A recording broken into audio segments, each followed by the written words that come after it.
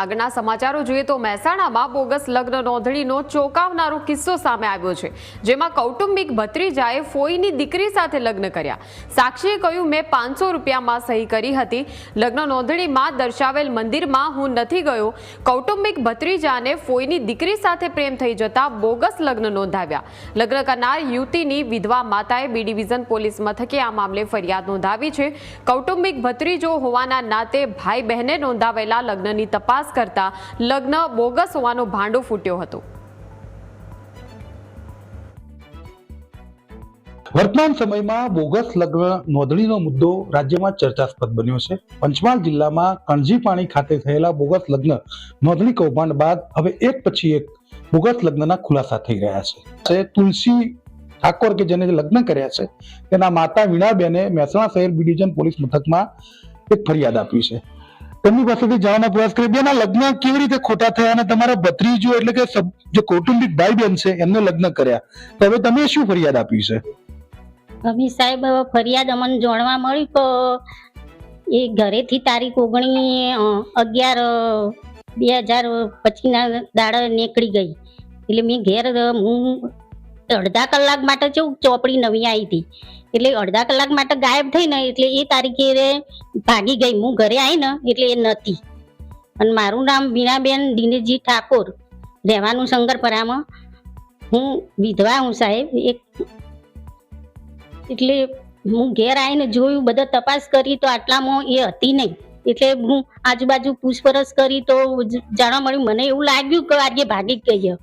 ફરિયાદ સાહેબ એ ઘરમાં ઘેરથી ગાયબ થઈ ને એટલે મેં ફરિયાદ આપી કે મને જાણવા મળ્યું બાલીસણા પોલીસ સ્ટેશનથી એમ કે ફોન આવ્યો ત્યાંથી બાલીસણા પોલીસ સ્ટેશનમાંથી કે તમારી દીકરી હોય હાજર થઈ, એમને લગ્ન કરી દીધો એટલે કે તમે હાજર થો.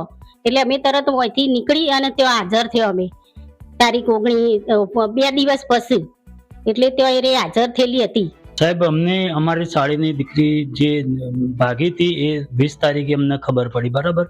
એના પછી 25 તારીખે એ લોકો બાલેસણા પોલીસ મથકે હાજર થયા.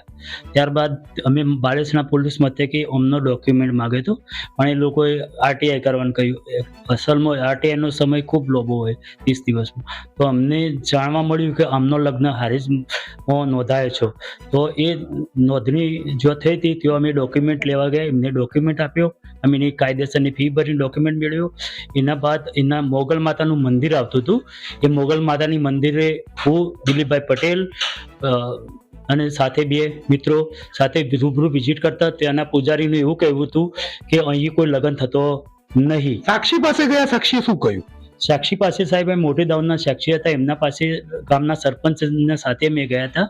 તો એમને કેવું હતું કે હું માત્ર 500 રૂપિયા આપ્યા હતા અને 500 રૂપિયાથી હું સહીઓ કરીને કોંતીલાલ પટેલ જે નોટરી એમના ત્યોકણે સહીઓ કરી હું મોગલ હારી ગયો નથી. હું તો એટલું જ કહેવા માંગીશ કે અમને ન્યાય આપવો જો, અમારા સમાજના લોકોને પણ બહાર આવવું જો, અમારા ઠાકોર સમાજના જે ભાઈઓ છે એમને પણ અમને સપોર્ટ. આ વિધવા 3 વર્ષની મૂકીને એના ફાધર ઓફ થઈ ભાઈ બહેન લગ્ન કરે એ આપણા હિન્દુ સમાજમાં સ્વીકાર્ય નથી હોતું. તો હવે શું કહેશો તમે? હું તો એટલું જ કહેવા માંગુ છું કે એ અમને હાજર. ભાઈ બેન તમને વાંધો શું છે? પ્રેમ લગ્ન કરે એનો કે ભાઈ બેને લગ્ન કરે એનો? ભાઈ બેને લગ્ન કર્યો ને એનો વધુ.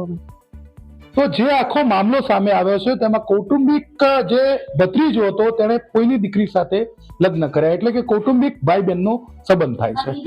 ઠાકોર સમાજની આ દીકરી છે અને જે આખા પ્રેમ થયા બાદ લગ્ન નોંધણી કરવામાં આવી. આ લગ્ન નોંધણી ખોટી હોવાનો પર્દાફાશ થયો છે. પરિવાર દ્વારા જે સાક્ષીઓ છે તેનું વિડીયો રેકોર્ડિંગ કરવામાં આવ્યું છે અને એસપીજીની ટીમની મદદથી આખા આ મામલાનો પર્દાફાશ કરવામાં આવ્યો છે. હવે મહેસાણા શહેર બી ડિવિઝન પોલીસ મથકે આ મામલે અરજી આપવામાં આવી છે અને પોલીસને ફરિયાદ નોંધવા માટે પણ વિનંતી કરવામાં આવી છે. જોકે હજુ પોલીસે આ મામલે ફરિયાદ દાખલ નથી કરી. આમ છતાં સવાલ એ છે કે માત્ર 500,000 રૂપિયામાં આ પ્રકારે ખોટા દસ્તાવેજ બનાવવા, ખોટા લગ્ન કરવા અને તેના કારણે કેટલીક વખત જે હિન્દુ સંસ્કૃતિ અને આપણા સમાજના જે વિરુદ્ધ બાબતો છે, એટલે કે ભાઈ બહેન લગ્ન ન કરી શકે તેવા લગ્નો પણ નોંધાઈ જતા હોય છે. Kamlesh Raval, news capital, Mehsana.